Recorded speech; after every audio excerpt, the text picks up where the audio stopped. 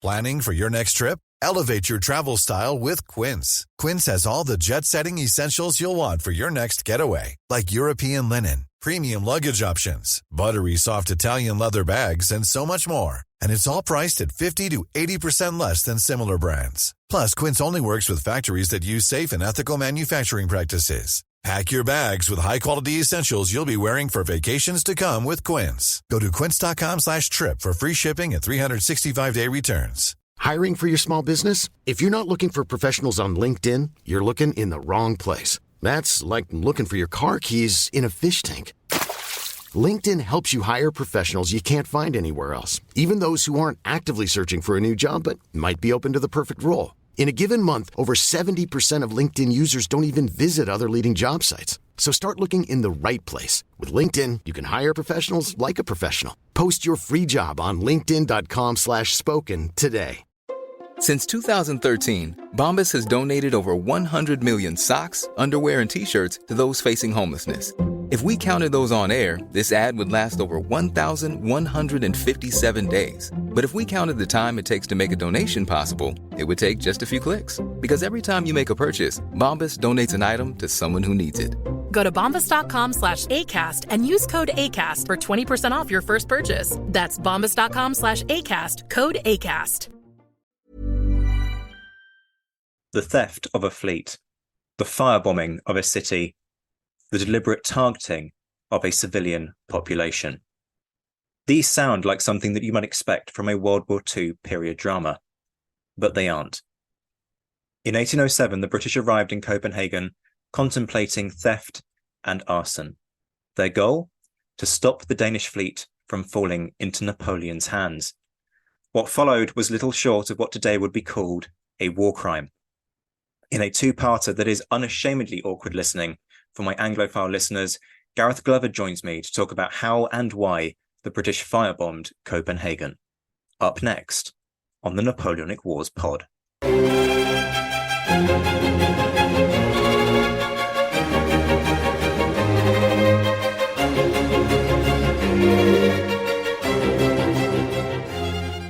Hello and welcome back to the Napoleonic Wars pod, where today I have one of the gods of Napoleonic history in the room.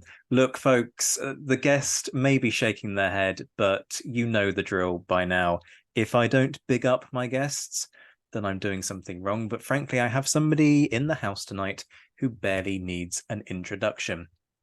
Gareth Glover has made a name for himself as the Wizard of Waterloo, the master of the memoir, the god of Napoleonic myth-busting. I've run out of alliterative titles at this point because I'm not so glad you've run out.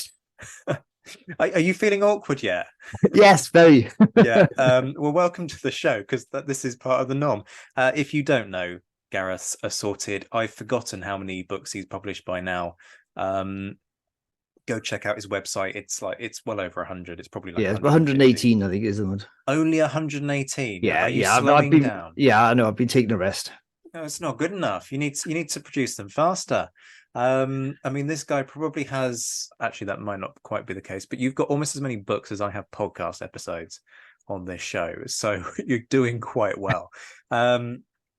Yeah, folks, this is the guy who produced Waterloo Myth versus Reality, which is one of the go-to reads on Waterloo. If you want a memoir from this period or an extract from a letter, search for Gareth Glover's various compendiums of sources first, because that's your best bet in terms of finding them. But we're not talking about any of that today. Instead, we're going to do Copenhagen. We might actually do both Copenhagens, but we're not going to do first Copenhagen this time. I'm going to do second Copenhagen, as I call it, this time. I'm not sure if the first one's controversial. The second one is definitely controversial, and we'll get to that in a bit. But I'm really looking forward to this, a campaign that I think only really gets a little bit of attention because Bernard Cornwell and Sharp, and it's one of those that people do like to sort of pretend it didn't happen, because burning of cities really isn't the sort of thing that we like to shout about. Doesn't kind of cast us in the best light. Gareth, great to have you. How are you doing? Thank you. Yes, I'm doing fine. Thank you. Hopefully you've recovered from the embarrassment of the introduction. I just tend to ignore all that stuff. I gotta be honest. Yeah, if you had the opportunity, I'm sure you'd edit it out, but this is the power that I wield. And it has gone to my head, people, if you hadn't realized already. So, where to start? Well, I'm going to be predictable and boring and do it chronologically, because that's the logical thing to do on this one. Starting with the origins. This is complicated because, as I said at the start, this is second Copenhagen. We'll do an episode on first Copenhagen in due course, and Nelson, I failed to see the signal and all of that. That will come another day, people. But how do we reach a point where the British are going to war with the Danes again? Because we did it once, and then we patched things up, and then we decided that's not enough. And I think we will probably get to this later, but I feel like this was, whilst there's a strategic rationale behind this, there's also a sense that this was a dumb move that shouldn't have perhaps been taken, and we'll get there. That's part of the fun of it. But how do we get to this point where the decision is made, we're going to go and annoy the Danes yet again? Okay. Well, the first thing, without going into 1801 particularly, but just to say that 1801 did not destroy the main Danish fleet. They were kept out of the fighting, and therefore were actually still a potential threat to whoever. Now, Britain didn't have a particular issue with the Baltic unless somebody messed around with their trade in getting masts and all the rest of it, from which keeping their navy afloat. So really, there wasn't a particular issue when 1801 came to an end, and trade continued, and life was relatively amicable with the Danes. But then things start to change in 1807. The first bit is that the Russians and the French eventually come together and actually at Tilsit, etc., and agree effectively to secretly carve up Europe between themselves. This is Napoleon at this stage pretending to be friendly with the Russians. He changes that in a few years' time. But there are immediately concerns in Britain, because now you've got the two main protagonists in Europe on the same side. The British start worrying about what this deal means. And there are lots of nasty little rumors that start appearing that there are secret conventions within it, that Russia will turn a blind eye to Napoleon hoovering up the sort of the other little fleets that are still not his around Europe in the supposedly neutral countries. Portugal is one. Sweden is another, although Sweden's not so easy to get at because he's got to cross the sea there. And then obviously you've got Denmark itself. Denmark and Portugal particularly vulnerable because they have access. The French can get access to them by the land, and therefore they can march an army there and take over the navies. So the British are seriously concerned about it. There is obviously some truth in this sort of these rumors, because certainly not soon after the French do march across Spain with the particular aim of taking Portugal, but also the Portuguese fleet. Now, with regard to the Danes, it was a little bit more complicated. The Danes had a reasonably strong army, and they had placed that army right on the border at the top of Germany in Holstein, facing Marshal MacDonald's French army that was sitting around the area of Hamburg and potentially threatening to march into Denmark. So the Danes are looking at that side of things. The Brits are hearing rumors that, in fact, this French army is going to march in and take the fleet in the near future. And there are rumors of a expedition using the Danish fleet against Ireland. Now, using MacDonald's troops, presumably, and probably Danish troops. Now, there is virtually no evidence for that at all. In fact, I can almost certainly say to you, it's a lot of baloney. It has no basis, in fact, anything I can find at all.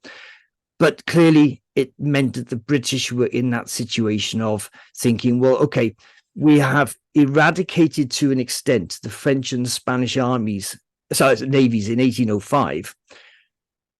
Napoleon is going to take a decade or more to be able to bring his fleet up to a standard where they can actually face the Royal Navy again. But a very quick way of actually improving the French Navy is to hoover up all these other navies, and potentially within a very short period be in a position to start challenging the Royal Navy again. So the Royal Navy fears this. The British government fear this, because clearly the Royal Navy is the thing that stops any form of invasion of Britain and is keeping us afloat, should we say, during the wars. And it's all of that causes the whole situation. Immediately got a ton of questions, which is not a good start for the prospect of a concise podcast, is it? Folks, if this ends up being a two-parter, I'm not going to pretend that I'm sorry. First up, what are we talking about in terms of size here for the Danish fleet? I have a figure of something like 16 in my head, but that may just be made up. Yeah, there were altogether 18 line of battleships, 16 of which were in Copenhagen. The other 2 were not there when the British Army arrived. That's why there was 18. There were also 11 frigates.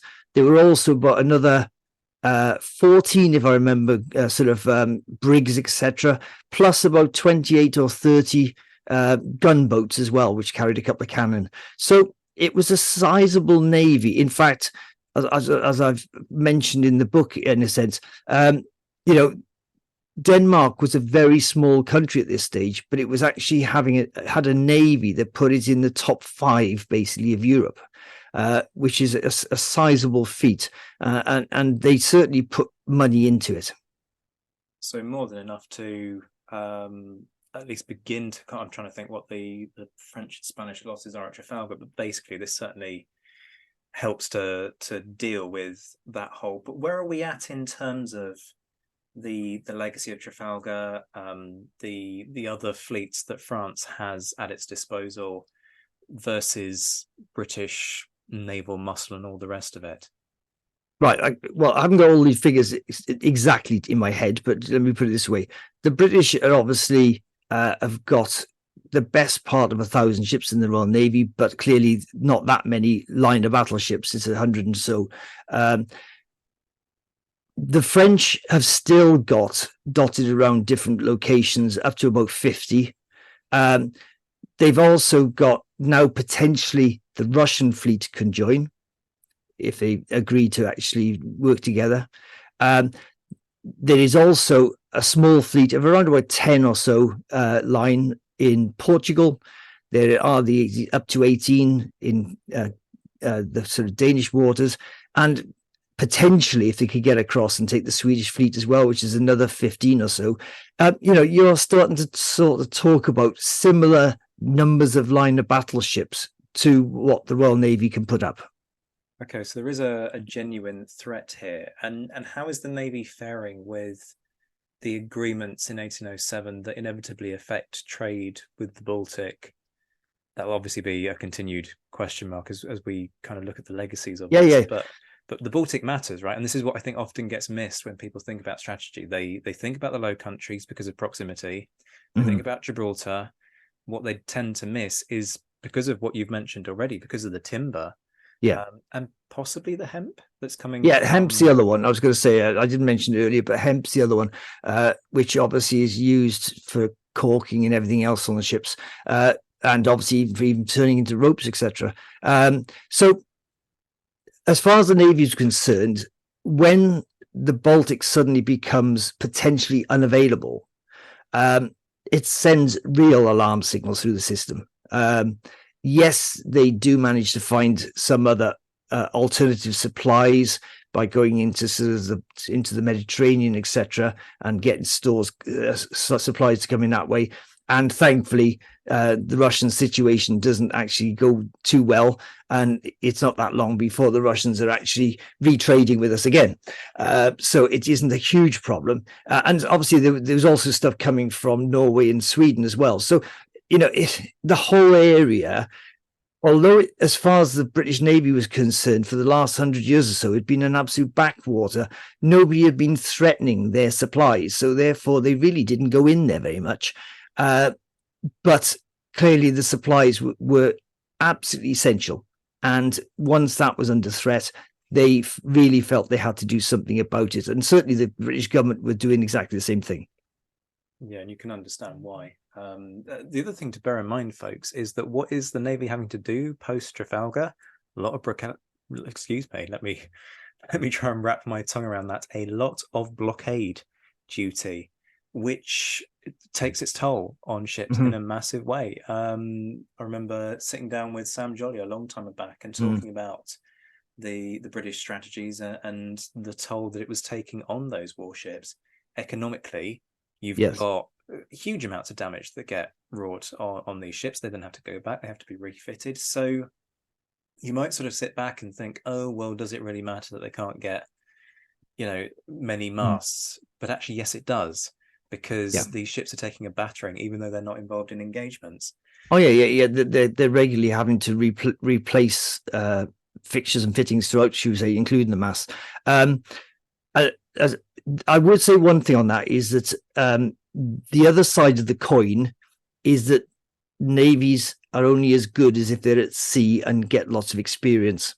So the one thing about the British being at sea so much was actually providing huge amounts of experience for their sailors and their captains and everybody else, which in itself shows when they then come up against fleets that are not getting to sea very often. For example, at Trafalgar. We'll not get into the whole Trafalgar discussion now, but clearly, there are pros and cons in all these things, and certainly the big pro was the fact that the British fleets at that time were very used to handling ships in all weathers.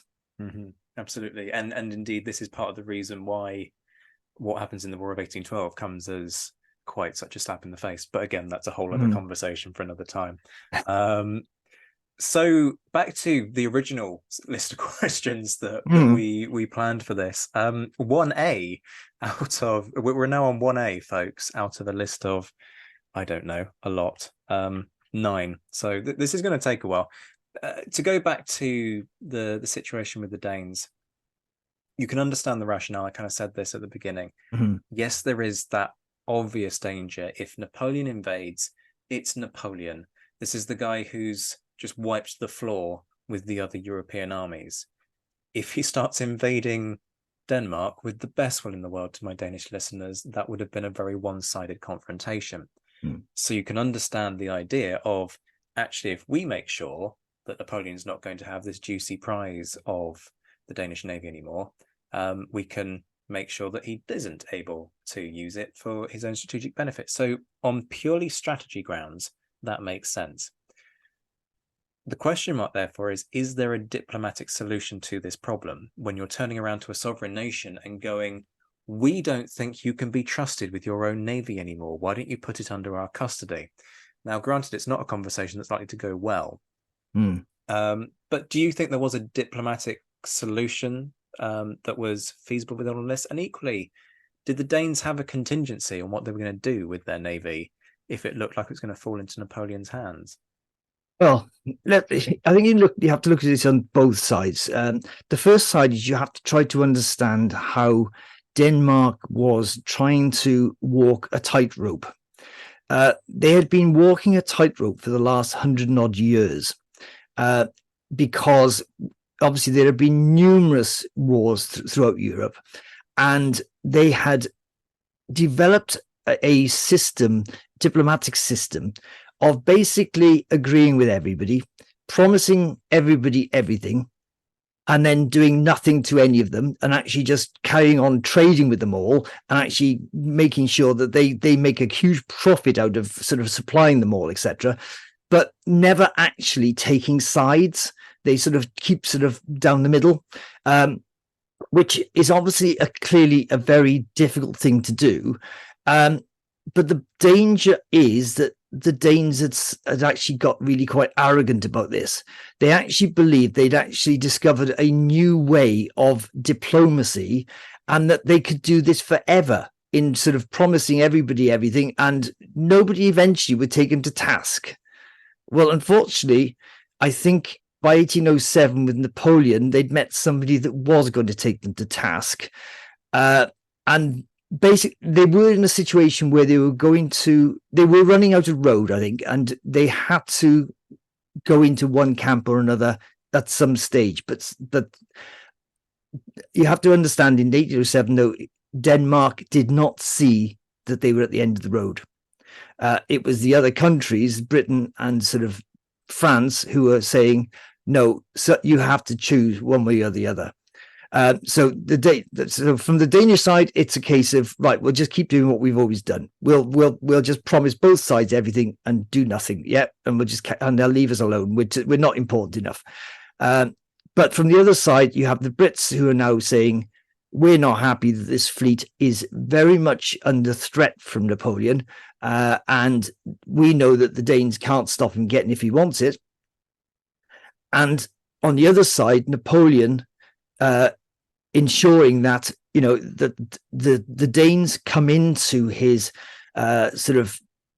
his area where he actually controls everything that goes on. Basically, he wants to have the entire continent of Europe within his control, so that he can, effectively destroy the economy of Britain by sort of imposing his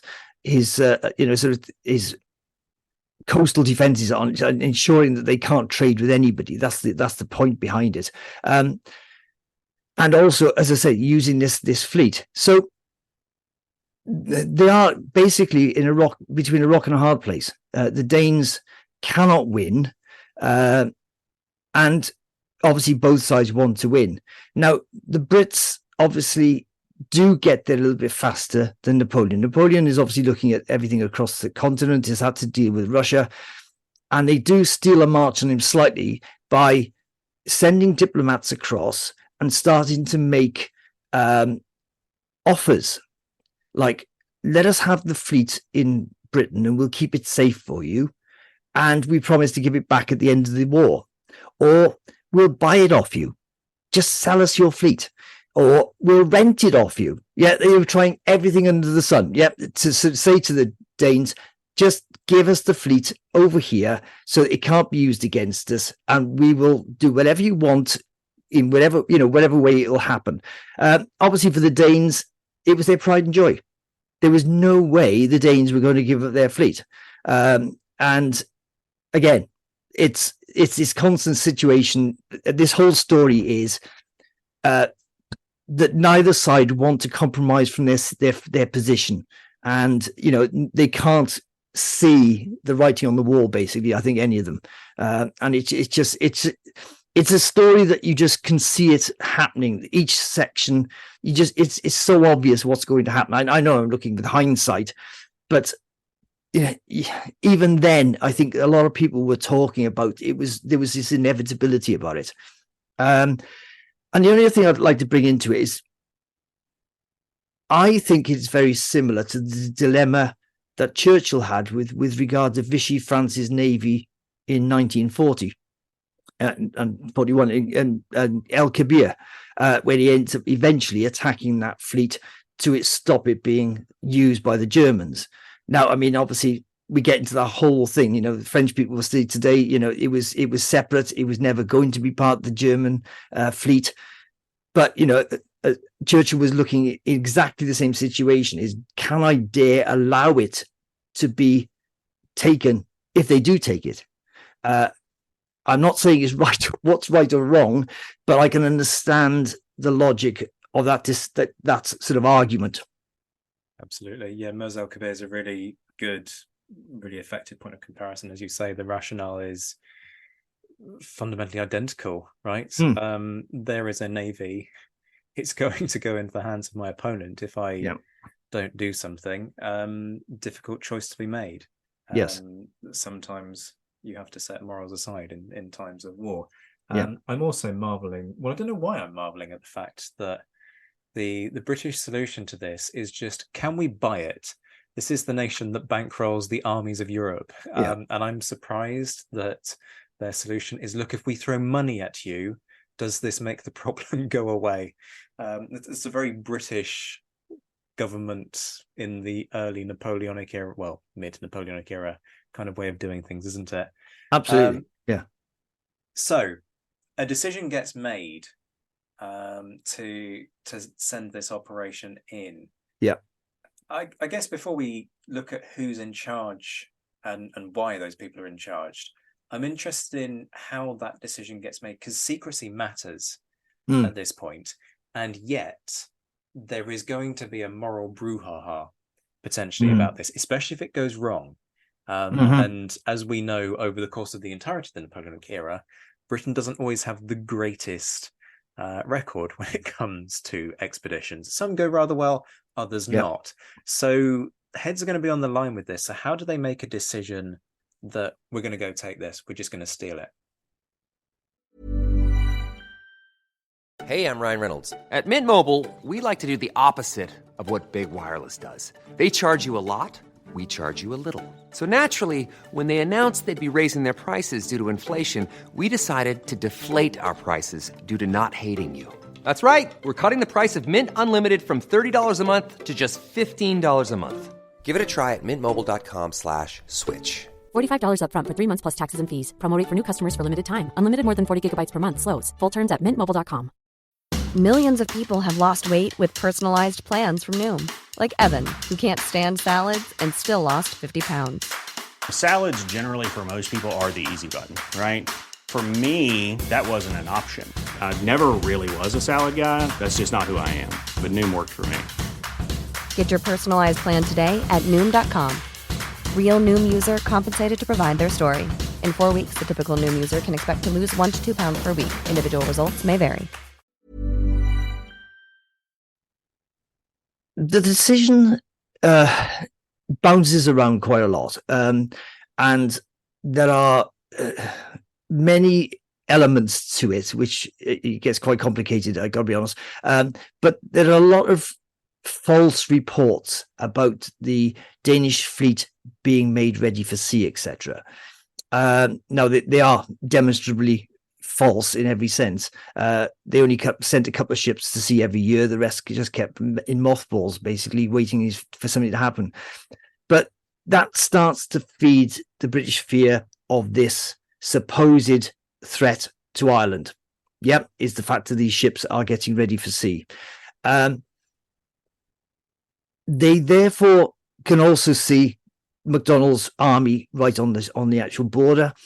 They think there's not a lot of time to do anything about this. They've got to come to a conclusion quite quickly. So although it bounces around a bit with them sort of deciding whether we're going to do it or not, or, is this going too far? I mean, there is a lot of moral sort of head scratching and sort of trying to sort out what's right to do. But it does come to a head very quickly. They know they don't have a lot of time, and they are forced into that situation of you either make a decision or likely give it a month or more, and there won't be a navy to actually try and take anyway. It'll be in Napoleon's hands.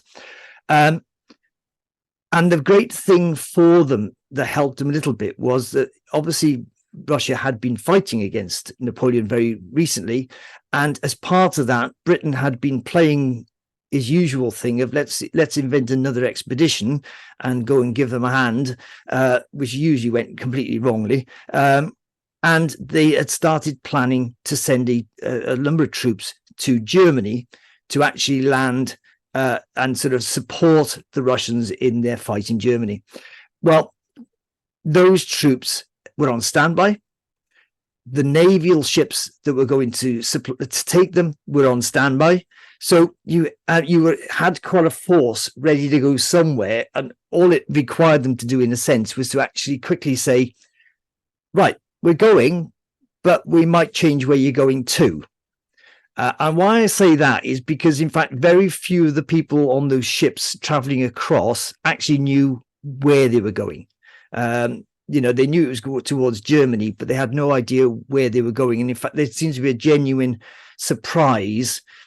And I don't know how much even Wellesley, as in the future Duke of Wellington, knew, because he was on the Prometheus, and actually the surgeon of Prometheus leaves a diary that makes it very clear that even though he's on the ship with him, he doesn't know until he's been in Danish waters for about a week that in fact it's actually Denmark they're going to have a go at.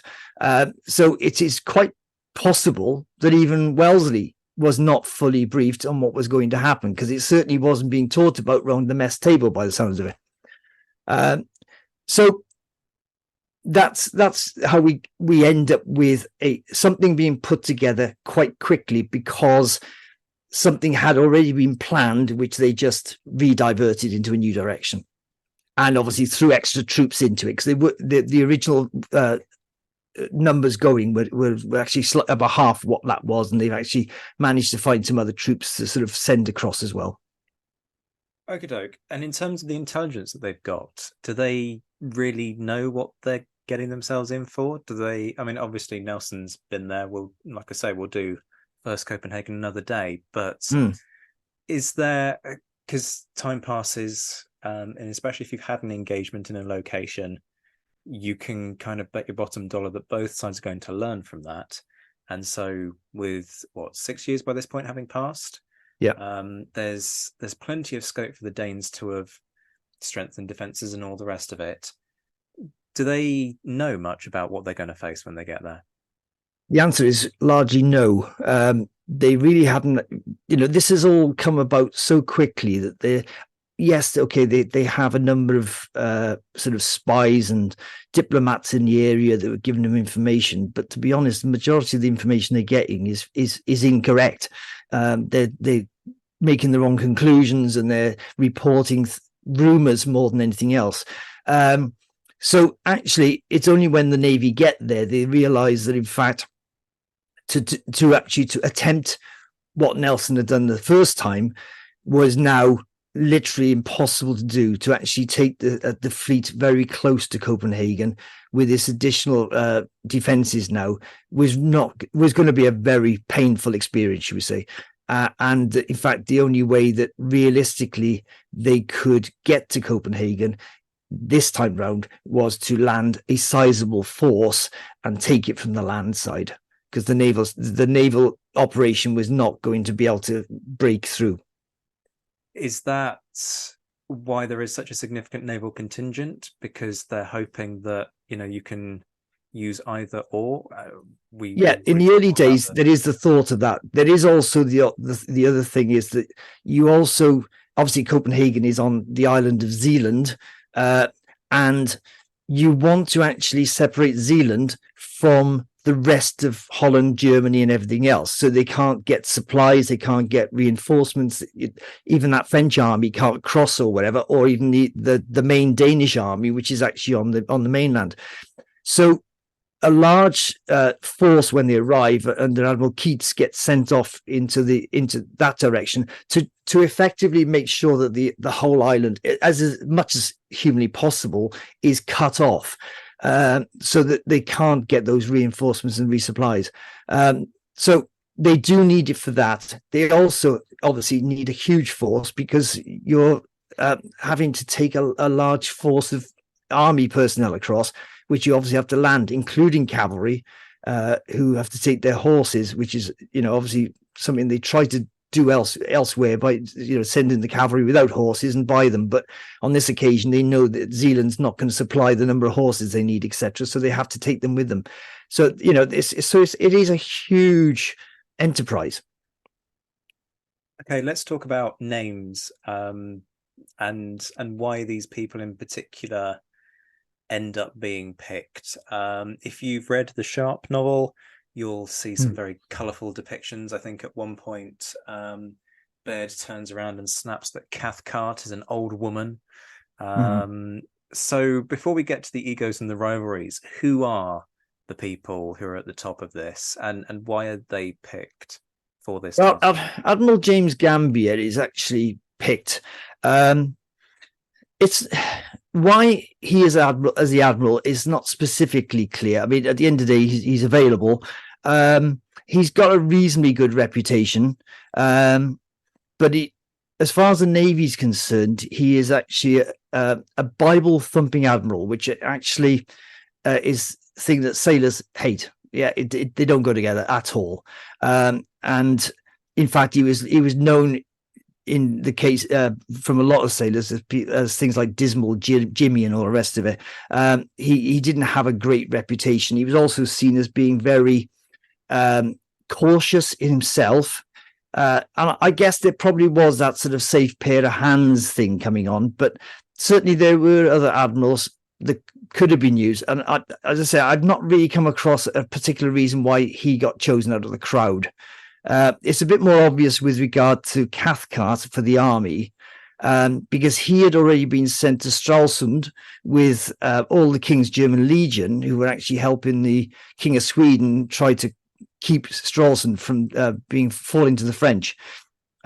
So you had a large German contingent in that area already, with a senior officer who actually could take on the role in this place here, and obviously bring those troops across, upsetting the King of Sweden in the process. But however, needs must, and they were moved.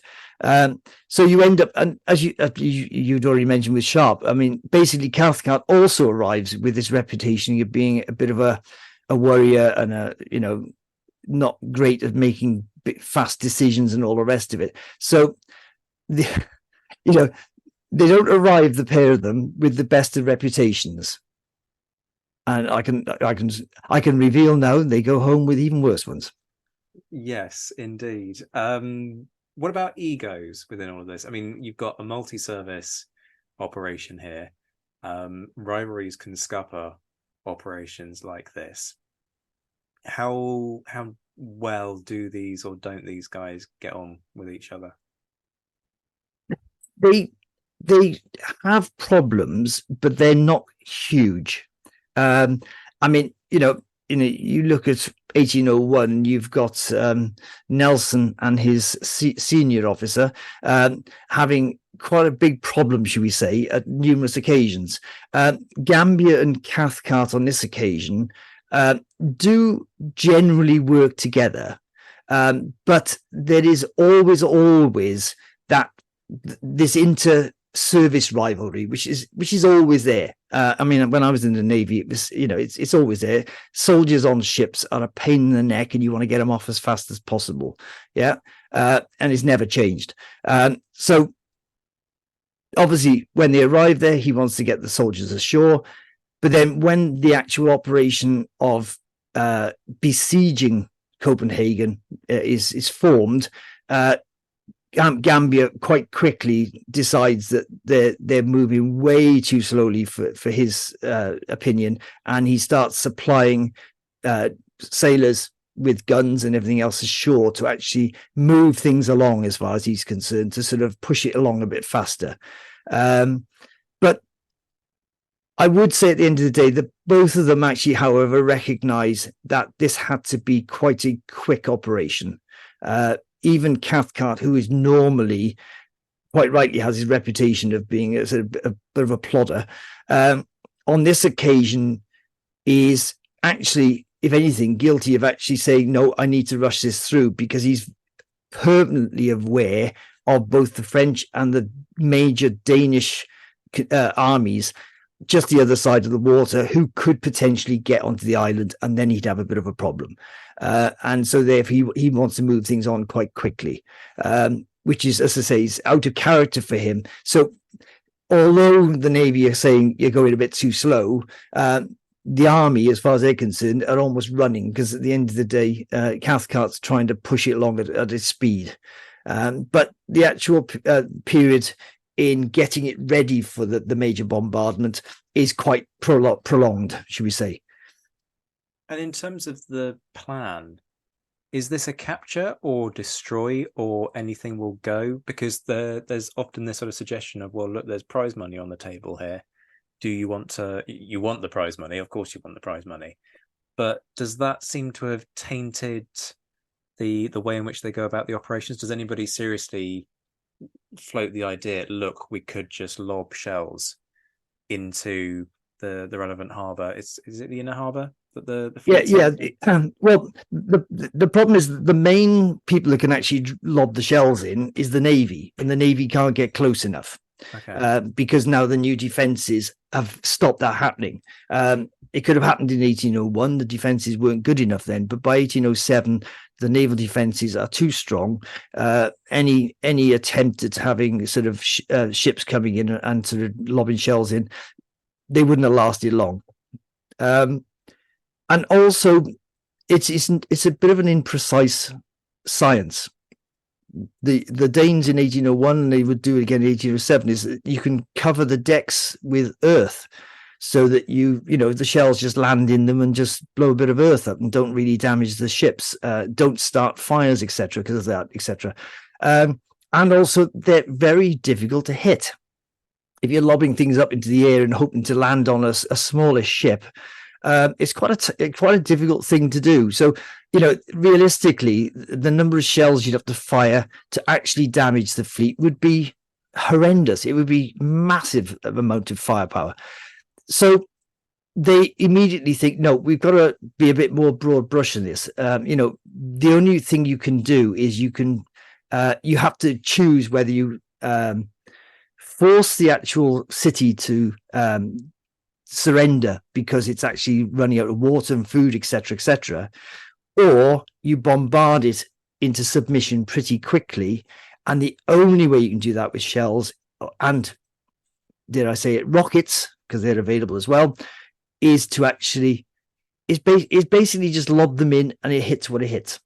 Whether it's a church, it's sort of a private dwelling, or it's a magazine. We're not in the era of sort of guided weapons of any sort. Yeah, so it is pure luck what it hits. So you have to just try to cause as much disruption as possible. It's an early form of blitzkrieg in a sense. It's trying to get people and trying to get people to their wills to be broken. I think that's all it's about, really, because you want the population to actually turn against the army, this sort of forcing them to get, be fired on, etc., and being killed. So there is that attitude, but I would say though, not everyone initially went for this scenario. There is one significant member of the team who actually was arguing against it, which is Arthur Wellesley. Okay, well, let's stay with that. Fan favourite Wellesley, it will have pricked up a few ears. You've made the point that, this is not the era of precision-guided weaponry. Nobody's mounting a laser from, the tops of insert ship name here in order to call in an airstrike. They're not even doing that during the Second World War, people. That's why you get carpet bombing. Yeah. There is very little precision nearly 150 years later, so it's not going to happen during this period. Even now it's not perfect. Well, indeed. The other thing I will say is that speaking to soldiers, they have a very similar view of the Navy as the Navy has of soldiers. I'm absolutely sure of it. Very little seems to have changed in that regard in 200 years. No, not at all. So Wellesley, he's not up for it. What's his alternative suggestion? Because it's all very well kind of going, I don't like this, but you've got to have an alternative bright idea. Yeah. Well, his view is that he agrees with the cutting off of any sort of communication with Copenhagen on the main island of Zealand, but that's as far as it goes for Cathcart. He actually looks at, you've got Amager on the other side of Copenhagen, which he believes they should actually land troops on there as well, and basically cut off the entire city from all directions. And he felt that by doing that, they would be able to effectively starve the city into submission in pretty short time. I mean, it would have been a longer term process, and it's certainly true if you look even throughout the Peninsular War. Although obviously Wellington a number of times has to fire on cities, he does tried to generally avoid, sort of destroying the cities too much. He tries to go for the actual armed parts of it that he actually wants to get rid of, rather than just carpet bombing the place or whatever. But clearly, obviously, it's not that easy. But he certainly was arguing for that. The reason, and you'd think maybe Cathcart in normal circumstances would probably have gone for that, but the reason the Cathcart overrules that, and very much with Gambier's agreement, is because they don't know how long they've got before all of those forces on the mainland get across. And there's this continuous worry of that. So as far as they're concerned, it needs to be a very brief operation that finishes it very quickly. And the only way they see to do that is to actually bombard the city and force the governor of the place to actually, a payman, an engineer, to actually concede, basically, and sort of then allow the British in. Does anyone consider the possibility of sort of conventional storm, or is that just not possible with the defences they're facing and the numbers they've got? They had, yeah. I mean, they had effectively carry out siege works on the outside, in coming up to the edge of Copenhagen, but the actual defences of Copenhagen were significant. Seriously significant. If you look at the number of guns and the fact you had a wet ditch, plus you had the sort of ramparts behind them, quite a still a respectable number of troops within there. Plus they'd have been, supplied. The navy would have been able to help them, etc. It would not have been an easy task. It would have been very costly as well. So I think on the other side of the coin, they're probably also thinking, we don't want to have 5,000 to 10,000 casualties in trying to take this place. And whether they'd have succeeded or not, I mean, Wellington had enough trouble taking places in Spain and Portugal, but at the end of the day, he didn't have wet ditches to deal with, which is an extra bit. This is very true. I'm going to keep these questions coming. Apologies, I'm way off script by this point, but I had a feeling it's how it go, but don't worry about it. I mean, you've done this show before, you know how it works. Yeah, exactly. You go where you like. I write a list of questions and I just go, I don't care about those. I've got ideas in my head, people. So we talked a lot about the reasons why basically the only option to an extent, if you're going to actually achieve this, is to go with this, what I tend to call a firebombing strategy. Yeah. There is one other option, of course, which is to send an ultimatum and say, look, we're here. You can either take the consequences or you can give us the fleet. I don't actually know off the top of my head if that was done. I would imagine it was, but I'm curious about how the Danes respond not only to this situation, but also any suggestions that, look, come on, you know what's this is silly. Just stop this and give us what we want. Yeah.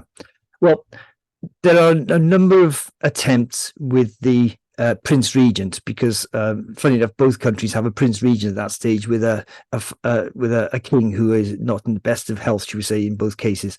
So the Prince Regent gets a number of sort of visits, but gets the point that eventually that the fleet has arrived now, and Copenhagen and his fleet is definitely under threat. Now he immediately goes to Copenhagen, and he basically abandons the talks, etc., and he orders a number of things. For example, payment is ordered to actually defend it effectively to the death.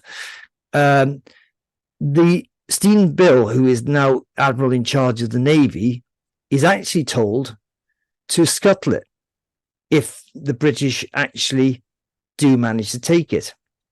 So that he was effectively already ordering them, one, to make it as costly as possible, and two, make it almost a pointless exercise, because if the Brits had actually got in there and found them scuttled, it would have taken them quite a considerable amount of time to get them back up. It's not impossible, but it's a huge task, and would have made it a lot more complicated. But yeah, so he promptly sort of ordered all of this to happen.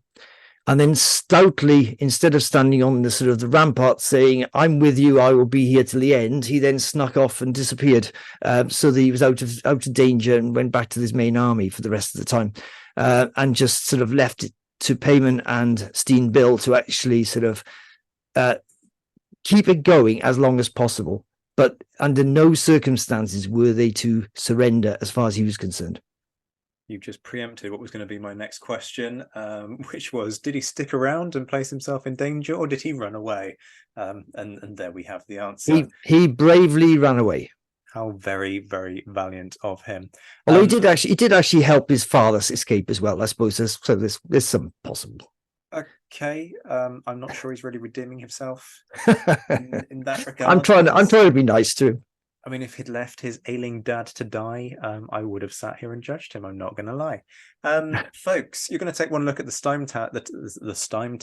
time stamp on this and realize exactly what I'm about to say next, which is that's going to be it for part 1 of this episode. Yes, we're doing a 2-parter on Second Copenhagen. Lord knows what we'll do for First Copenhagen.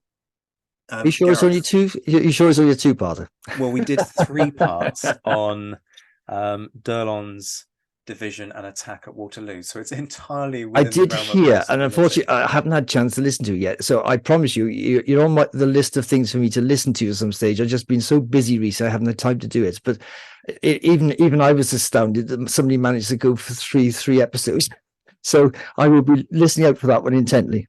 Well, there you go. There's an endorsement, shall we say, from the god of Waterloo himself.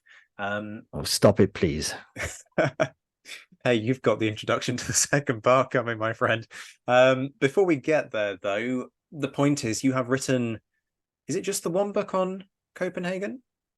Apologies, yes. I should know this. Okay. Yeah. I've just written the one book. It's basically it's called The Two Battles of Copenhagen, 1801 and 1807, because they are linked, and therefore it's the first book that's ever actually dealt with the two incidents together, which I just never understand because they are completely interlinked. It does rather make me doing Second Copenhagen first a bit of a dumb move, but we'll address that in a future recording. Possibly installment sort of 27 of the Copenhagen saga. It's available from Pen and Sword, I want to say. That one is, I've got to remember myself though. It is Pen and Sword, yes. Pen and Sword. Yes. It's. I'm afraid the hardback's sold out and they're not redoing it at the moment. It's now in paperback only, I'm afraid. Well, that's irritating. Folks, try this. Podcast 10 may get you 10% off. I'm not sure if the code is still active. But if not, then pay full price for the paperback because it'll be worth it. It's a Gareth book. They're always worth it. Gareth, you're also on Twitter at I can't remember your Twitter handle. Glover Gareth. There you go. So folks, go and give Gareth a follow, because for the moment at least, Twitter is still vaguely alive, even if it is in its death throes. We'll wait and see on that one. Gareth, absolute joy to talk to you for part 1. And we'll continue with part 2 very shortly. Folks, if you're new here, remember to hit the subscribe button so that you can find your way back. And if you're loving the show, please remember to leave a review. It's the most powerful thing you can do to help the show reach a wider audience on our quest for 1 million downloads.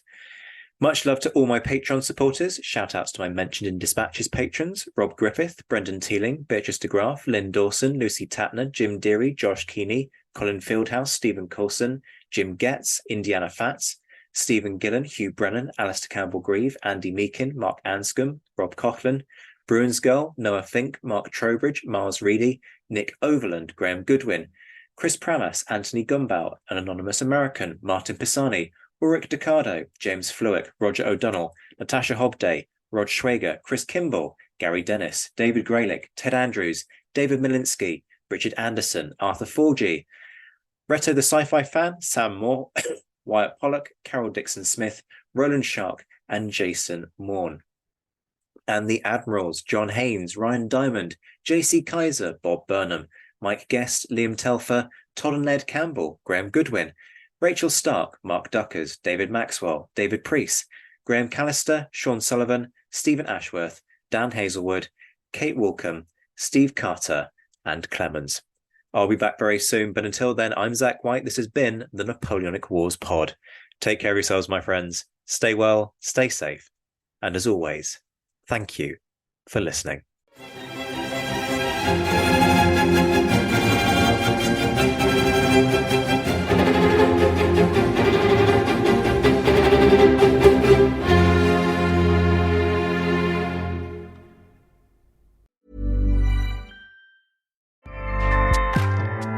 Acast powers the world's best podcasts.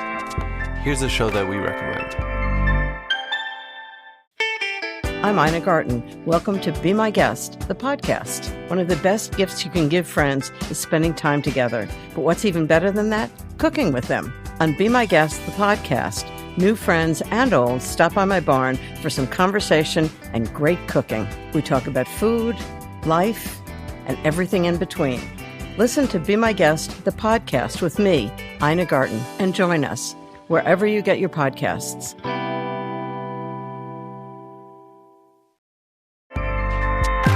Acast helps creators launch, grow, and monetize their podcasts everywhere.